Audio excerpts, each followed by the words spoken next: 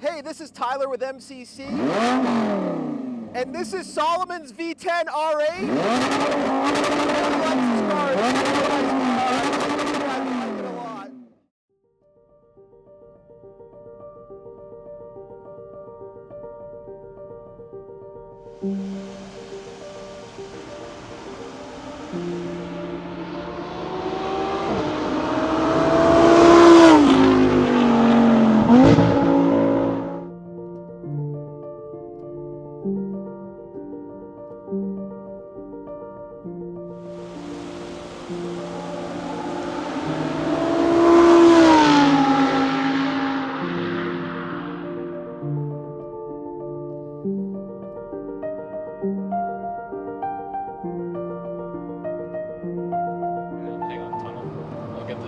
Rear one down. Oh my God, that rear window goes down too? One of the reasons you buy a drop top. That's sick.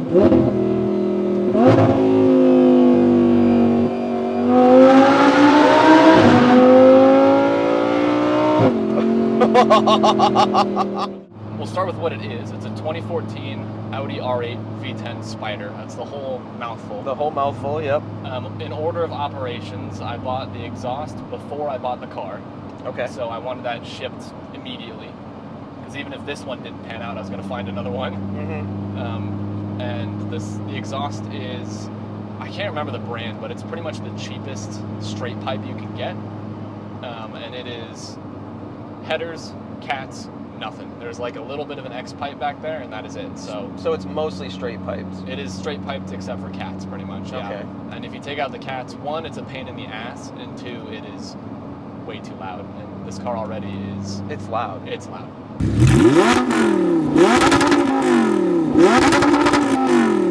It's plenty loud. Well, So, I'll come back to the install of the exhaust. But yes. So what else other than the exhaust is... So exhaust was the first thing. Yep. Second thing was, I think I ordered the wheels pretty much right when I got the car. Okay. They're bespoke forged. They're the same manufacturer that did the wheels for my Alpha. Okay. So same finish, same guy, full custom. I love him. If anybody ever needs wheels, he is the man for it. Okay. For sure.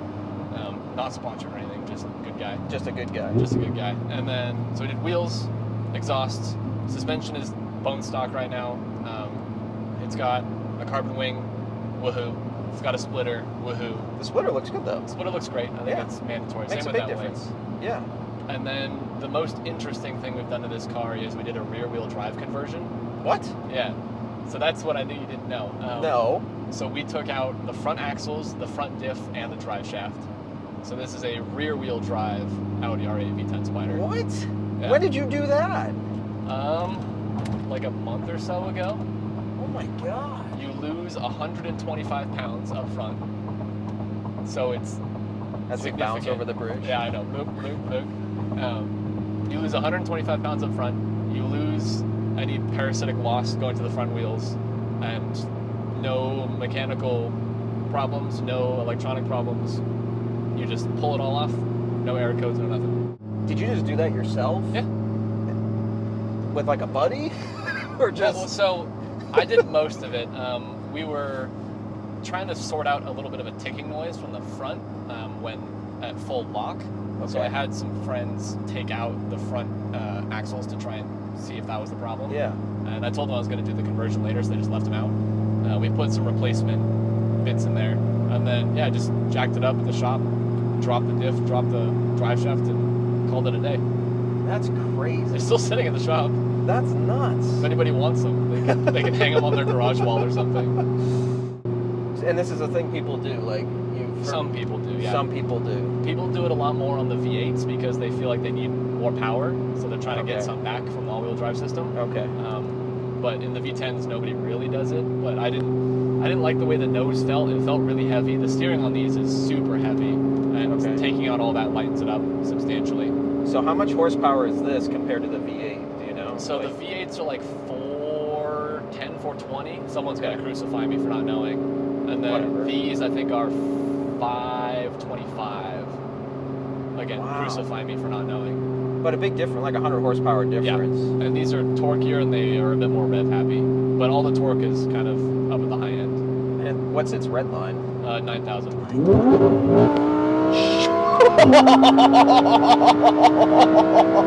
Oh my god. So that was from 7th gear to 3rd. Okay. That's the DCT. So we're in 7th right now, and it's so fast. You go. Dude, that thing. Oh my god, this thing is fun. It is so much fun. It's so different to the Alpha, which is my other main point of comparison. Right. We went from a turbo rear-wheel drive sedan to an NA mid-engine rear-wheel drive coupe at this point. That's crazy, dude. All right, so you did the exhaust. Yep. You got rid of the all-wheel drive system, so now it's rear-wheel drive. Yep. The wheels are custom wheels. And then the wrap, I don't know if we hit the wrap. So I didn't hit the wrap because I didn't really... So this car is Phantom Black Pearl underneath the Inazatec Midnight Blue Metallic. Okay. So we went from black to dark blue. I think it looks good though, and Yeah. I think wrapping a black car is like one of the only cars you can wrap where you don't notice door jams and stuff regularly. And you picked a dark enough color where when I was opening doors and stuff, I'm like, you can't even tell. Yeah, I mean, you can tell if you're looking for it. Yeah, but if you're not looking for it, it's pretty seamless. no, it's pretty. Yeah, it's pretty cool. And Creative killed the vinyl. They did a great job. Dude, it is so good. Even when I was ceramic coating it, I forgot that it was vinyl wrapped, and I just picked it up from them. So this was a pretty shocking purchase for friends and acquaintances and people that didn't know what was really happening. Yeah. And you kind of surprised everybody to start the season. I tried to. So what was the, like, have you always wanted an R8? Yeah. Okay. So for work, obviously I detail cars. Yep. And one of the earliest supercar like contracts we had was with Jason's rental company, Deviant Exotics. Yes, I remember them. Yeah, and they had a white 2014 Audi R8 V10 Spyder. Okay. Yep, I remember that car. That was the first experience I ever really had with one, other than seeing it in Iron Man, of course. Yep. And one of the first like dates that me and my current girlfriend went on was taking that car to McCall for her birthday. And so it's always felt like a really special car. And I started thinking towards the end of having the Alpha what was next, and I was going between an Aston Martin V8 Vantage, the new ones with the AMG twin turbos. Those are cool. Those are sweet. Super fun. They drive a lot like the Alpha, so I was like, well, it's, you know, too similar. And then I was looking at V12 Vantages from the previous generation because I wanted something that sounded really good. Yeah. Because the Alpha was so much fun, but it was very much fun at 9/10 and 10/10, and not that fun at like poodling around. Right. But this thing, even if we're just doing the speed limit, you can do that, and you've got, you know, some drama going on. The Alpha, you didn't really get that. So something with drama at any speeds, fun at any speed, that's what I was looking for. Okay. You know, not necessarily caring about practicality. And I was bouncing back and forth on what to get, and then I was looking at the prices of these, and that's what sealed the deal. These had depreciated to the point where significantly. Yeah. So I always buy sorting by price, low to high. Yeah. That's how I bought the Alpha, and that's how I bought this. So when the time I bought this was the highest mileage and cheapest 2014 V10 Spyder on the market. Well, that's not technically true. There was one that was a bit cheaper, but it was a total mess, clap box, dude. Oh, okay. It had like fingernail polish around the gas cap to try and like fill in the R8 logo. Stuff? Yeah. Oh god. Yeah, it was bad. That's but worse 73,000 miles. Yes, so it's 73.8 right now. And that's a lot for, I guess, a exotic, but and it's especially a lot given that I bought it at 64. Oh my god, you've driven this that much since what, April? March. So March to now, about 9,000, 10,000 miles. Holy crap, dude. You've been driving this a lot. Well, I think you might even be able to cut back to some filming with the Alpha, but you buy a car to drive it. So it's like, if I want to spend this much money, I want to hear that. I don't want to just look at it, even though it's pretty. Is this the OEM steering wheel? No. On here? Okay, so that's aftermarket. Yeah. So hopefully we got some B-roll shots of that. But I did. Yes. The OEM wheel is very thin and flat, and it kind of makes your wrists pronate in like that. I think that's the term. And it felt weird. So this was one of the more recent changes. Okay. It just fits right in, bolts right in. Feels a lot better. It's still not perfect. It's kind of too sharp. Yeah, right it's here. got that sharp edge there for your like where your thumb sits. Yeah. Makes you feel like a racing driver, but also it's not quite. It looks good though. I like that. I think it fits pretty well. Yeah, it does definitely. It's a bit more the plus on the OEM plus. God, it sounds so good. It's really smooth ride. Very comfortable. These seats are awesome. The seats are awesome until you start cornering. I have a lot of room here. Well, yeah, because you're a freaking rail, dude. Yeah. So the I don't have that problem. You probably fit like a glove. I fit perfect, dude. Oh my god.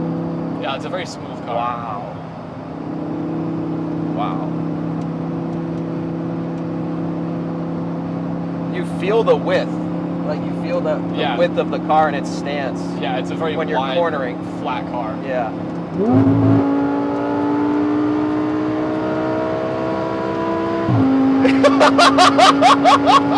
Oh my god, dude! All right. Holy shit! We just passed the film car. Yeah, we just passed Kamani and my 4Runner. That wasn't the part that. Oh, baby. God, this thing brakes pretty good. Yeah, and it has more to give. Well, yeah. I'm sure it did. It's always scarier in the passenger seat anyways. Yeah. Oh, yeah. I figured. So in terms of a daily, this is about as fun of a daily as you can. I know, you're dailying this thing. It's at the shop every time I go by. Yeah. And it's not there when you're, closed. Yep. So it feels like all my friends have tracking on me because it's so loud. I'll get people saying, "Oh, were you just on these crossroads?" And I go, "No, but I was 2 miles away." Yes. Because they can hear it. I hear you from my house all the time. Do you really? Yes. And I know it's you because it's such a unique exhaust note. Oh, that's bad. Because like it has to be like the right time of day and I have to be outside. Yeah. And it's like then if you happen to be coming up to like go towards where your shop is and you punch it up that kind of like little incline, I hear you every time. Really? Because for people who don't know, your house is what, like 2 miles away? Yeah, 2 miles from the shop, maybe less than that. Yeah. As the crow flies. Yes. And it's through buildings and trees. Yeah. But it's elevated, like that road comes up. So I get a lot of audio, like if it's a loud car from that. Yeah, it's pretty funny.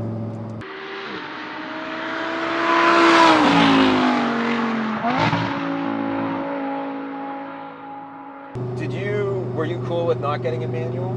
I didn't want one. You didn't want a manual? No, so... That's a very contentious point with it is, and I'm very passionate about this. And I've never seen anybody make this argument, but this is my personal take. Okay. I believe that if you have a car of this performance level and this, like, kind of attitude, I believe a manual takes away from the experience. Because if you are driving this car as it's meant to be driven, in that 7, 8, 9 tenths of a, experience, taking a hand off the wheel to shift and a foot off the dead pedal to operate the clutch, you now only have 2 points of contact with the controls, and it feels very floaty, especially in this car where the seats are kind of wide and couchy. It's not, I feel like the manual is an experience of its own, and this car is an experience of its own, and putting them together is not the best of both worlds. It's a sacrifice that is not worth it. Another thing with this car is, with my seating position, I'm a lot of leg. Yeah. So I sit pretty far back. Yeah. And where the selector is, or where the shift knob would be, is pretty much full extension of my arm. So the ergonomics of this particular car in a manual doesn't work all that well. And the pedal box, we don't have any footage of it, but the pedal box is very, very tight. I can... Yes, you're right. Like your feet are really like... And I'm wearing Converse right now. you don't have a lot of space there to... No. So it's one of those things where I feel like it was designed to be DCT from the get-go, but a V8 manual would probably be what I would go for if I wanted a V8. One, because the single clutch transmissions that they had were horrible, and 2, that car is less of a performance package. So you can, that's more about rowing the gears, clinking the gated manual, and enjoying that aspect of it instead of, because the V10 is the star of the show here. Yeah. You don't want to distract from it at all. Plus, the DCT sounds so cool, like, and then the downshift. Yeah. And on throttle, you get a little brrrr. Yeah. All right, so what you're saying is with this car, with the V10, you think the dual clutch transmission is gives you the most out of the driving experience and what the car is intended for. It lets you wring the most out of the motor as possible. But with a V8 and a manual, like you think that would fit well with that car? Yeah, I think that'd pair better, especially with this car being a drop top. There's already a lot going on. Yeah. I wanted the audio experience to be first and foremost, and my other hot take is I don't think a gated manual sounds that nice. Yep. I think it's too, I don't know, it contrasts too much with the like harmonious sound of the V8 and the V10. They're very soulful engines, and then you hear clink, clink, clink, clink, clink. It sounds like a china cabinet. I get it. I like that. I like that approach, and I've become really like into the manual transmission with the S2000. Yeah. But I actually really like after being in this car, and then when I drive it in a minute. Oh, yeah. I like the dual clutch transmission, and especially with the way you put it, like I think it works really well. The S2000 is a perfect manual car because it's light, it's tossable, it's a momentum. It doesn't have a ton of power. Yeah, exactly. Yeah. Like the convertible top is fun. Yep. You know, it's a very cockpit kind of car, but it's not about speed and like white knuckling. Right. And so the manual adds to that experience because you can float a gear through a corner, you can hit a nice downshift heel toe type thing, and that's fun. But in this thing, dude, trying to juggle everything you've got going on, it's a lot. Yeah. I like the Spyder with, and specifically the convertible aspect. Like, I'm not a big convertible guy, even though I own one. Yeah. But the S2000 in this, I think, this looks really good as a convertible.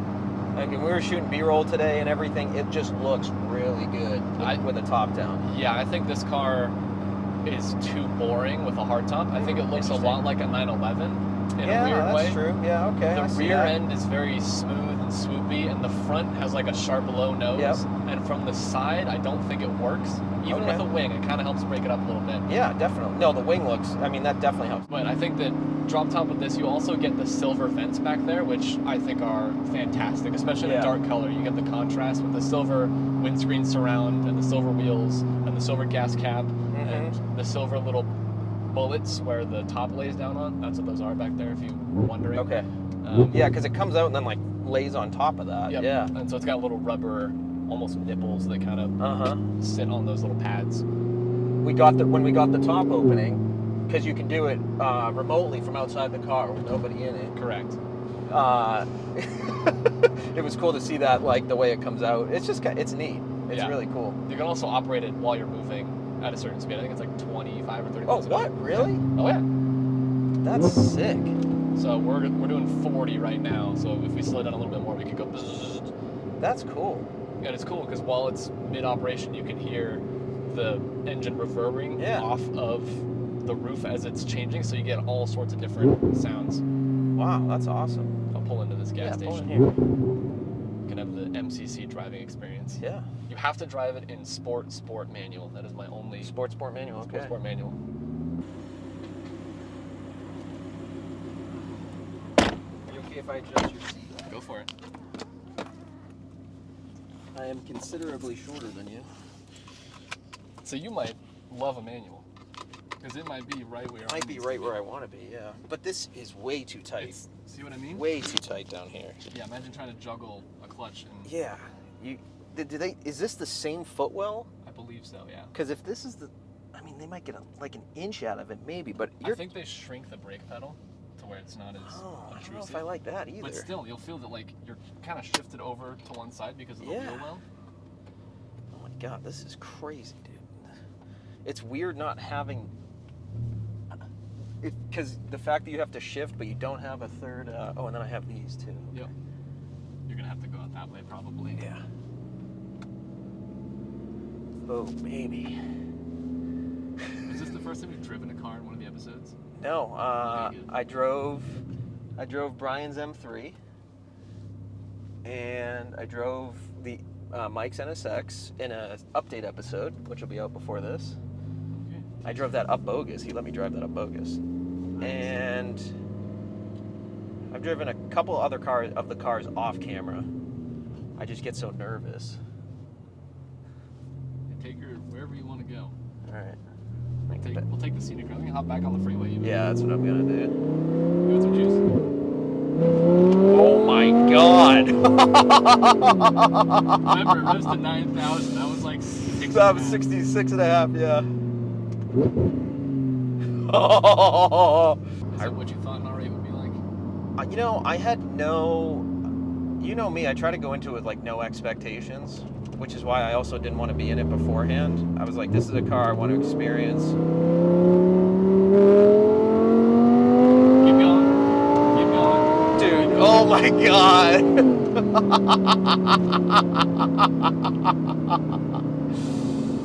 That's fucking nuts, dude. That is absolutely...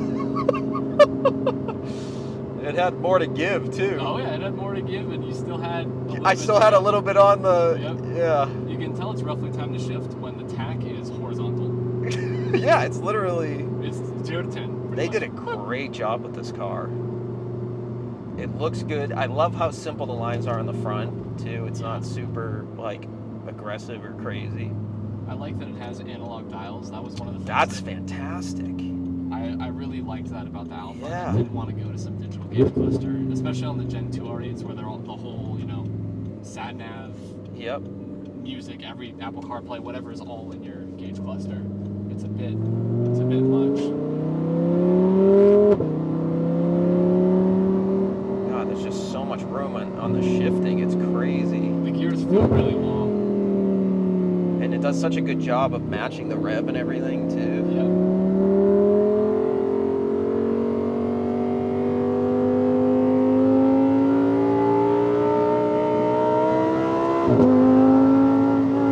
There's the jerky. Yeah. Oh my God, dude.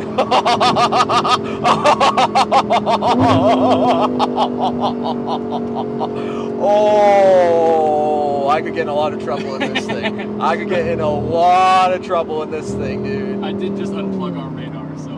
I'm gonna just... This car... Oh, man. Give me your MCC opinion. It's hard because every car I get in, I'm like, I love it and I want it. But this car gives you enough input where you feel like you're having a great driver experience, but not too much where you're like, I don't trust myself with the car. Like, just taking that corner and coming on, I was like, yeah, this thing's got it. Like, oh, and it's so smooth. It's Kamani's gonna hate me. It's a combination of like raw and very refined at the same time. Yeah. It's not, it's so different than, and the steering, the braking, the throttle response, the shifting, everything works in unison. There really isn't like a bad thing about it. You know, when we did the Alpha episode, you talked about how like the braking is like the one thing about that car, but it's what adds to the experience. And I don't think there's anything like that, at least just driving right now, that feels like that. Maybe you think differently? Possibly. So the things that I think bother me a little bit, I don't know if it's specific to my car or to all first gen R8s. I think the steering has a little bit of play to it. Okay. I want to check out the rack and see if there's a bushing. Yes, it does have just a smidgen. Yep. Which it feels kind of weird, and with how talkative it is, yes, you can tell that the wheels can wiggle, yep, but the steering wheel doesn't. Right. And on bumpy roads where you're at the limit of grip, that can be a bit sketchy. Yep. But treat that as a safety feature. And then I think that the suspension setup right now is not ideal. So interesting. Pretty much every first gen R8 has suspension issues. The Magna-Ride system on these will always start to weep or leak. Oh, interesting. Okay. Have problems, so people replace them all. It's super expensive. It's like $2,000 a corner. Oh my God. It's unreal. Or you can send them out to be rebuilt, which is still like $1,000. It's probably still expensive. Yeah. Or you can replace them, which this one had them replaced, but I have a suspicion that whoever did it with eBay replicas of OEMs. Okay. Bring that back. You're okay. So I think they replaced the suspension With like crappy eBay replicas or something? Something, yeah, because the sport button doesn't feel like it does anything to me. Gotcha. And people, it's supposed to? It's supposed to be a big difference according to the Audi forum people.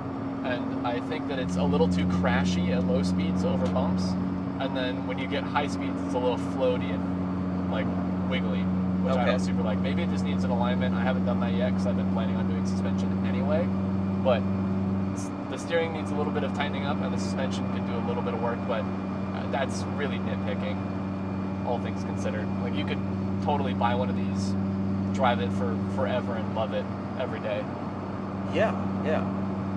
I think the one thing I would say is like that it's like, oh, it's not a manual, but then like you're driving, you're like, who cares? Like, who cares? Do you find yourself wanting to be Yes. with a clutch right now? No, this is such a nice driving experience, and you're right. Like, I would have way more room here. Yeah. But if you have longer legs and a shorter torso, Yep. like most taller people, like you're really like gonna, like you were showing, like reaching for that.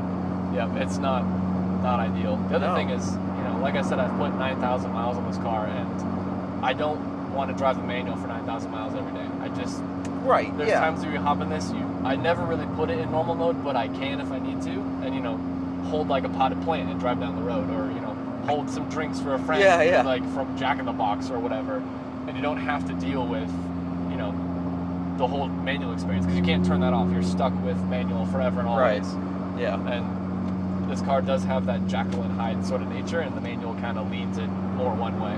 You're right. No, this is like the opposite of the M3 Jack of all trades type of thing, where that's more, I feel like that leans more luxury, Yeah, absolutely. riding around downtown to work, and then if you really want to rip it or have a fun experience, it's good at that. Yep. And it's got a lot of power, like getting on the highway and stuff, whereas this is like leans exotic sports car.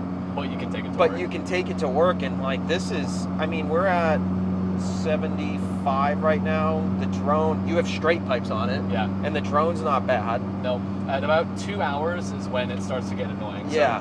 So, but with OEM, you're probably... Oh, it's whisper quiet. It's like, okay, so like you could go to a non-straight pipe exhaust and still be aftermarket and probably feel pretty good. Or put a resonated exhaust on. Or a resonated exhaust on. Yep. So that took you, speaking of exhaust, so that took you 12 hours? It took two of us about 12 hours. Yeah, we went to Cars and Coffee in the morning, ended at, well, no, it was more, because we ended Cars and Coffee about 12 or 1 in the afternoon. And then we started work, tore it apart, went to a dinner in the evening, and then came back. We were gone to dinner for like an hour, and then finished putting it back together at like 3 in the morning, or 4, I think. That's crazy. And it's just because of how difficult it is to get to, or? Yeah, so because it's mid-mounted, rear engine, all that fun stuff, you'd think, oh, the exhaust is right there, which it is, but it's also behind everything. So we had to take off the active spoiler, the engine cover panel, we had to take out the air intakes, the upper strut bracing, both rear taillights, the upper bumper panel, the rear bumper panel, the heat shield, and then the exhaust. And, fender liners, rear wheels. So pretty much the whole back third of the car has to come off. And I'll probably text you pictures of the process so that you can, splice them in like over your face or something. So over 12 hours. 24 if you count man 24. hours.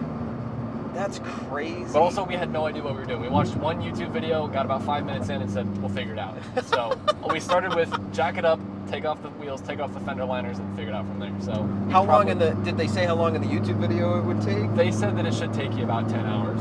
Okay. And, I don't know if that was 10 hours of shop time of people who know what they're doing, or 10 hours of us who don't know what we're doing. Okay, this is what I mean by the raw piece to this, is as we're going over bumps and like rougher pavement, you feel the road. Yeah. But like not an annoying amount. No. But it's like you're not, this isn't like a, you don't feel what's going on type of car. You're not insulated.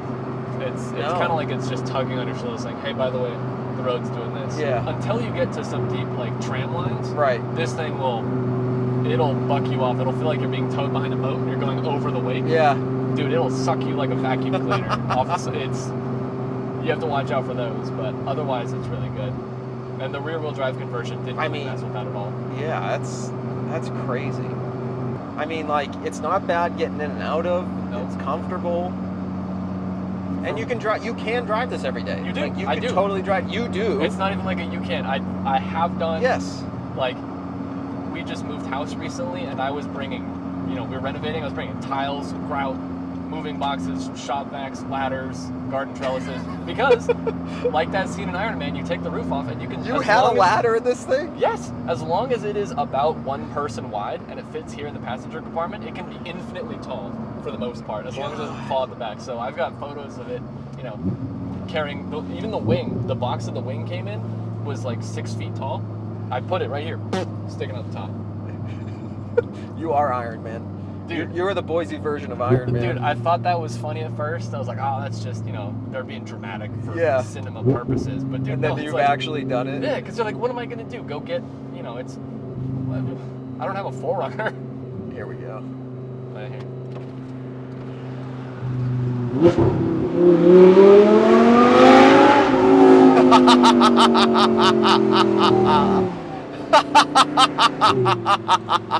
That sounds so good. That's the other benefit about the drop top. That sounds so good. Is this window. That is cool. You can raise and lower it independent of the roof. So if you want all the sound to come through, but it's rainy or it's hot, I do it a lot when it's super hot. Yes. Just put it on, feels like you're wearing a hat, and then, you know, you get all the sound. And hopefully the mics are picking that up, but it's a substantial... They are. I'm sure they're picking that up more than anything. No, that's cool.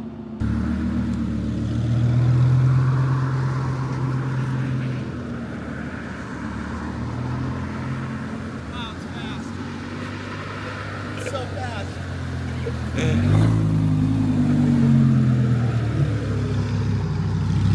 Done this 1,000 times now. Yeah, it's like I think I'm normally on that side of you, so I'll be on this side. Okay. I'm not even wearing my MCC shirt. I meant to. That's okay, and neither am I. What fucking amateur hour. Yeah. Got my sunglasses on, so I'm not squinting. That's okay too. Yeah. Hey, this is Tyler. Oh fuck, I already did that part. I hope you enjoy. I hope you enjoy watching, and make sure to like and subscribe. And thanks for coming on for a 3rd time, Solomon. You bet. Appreciate it, bud.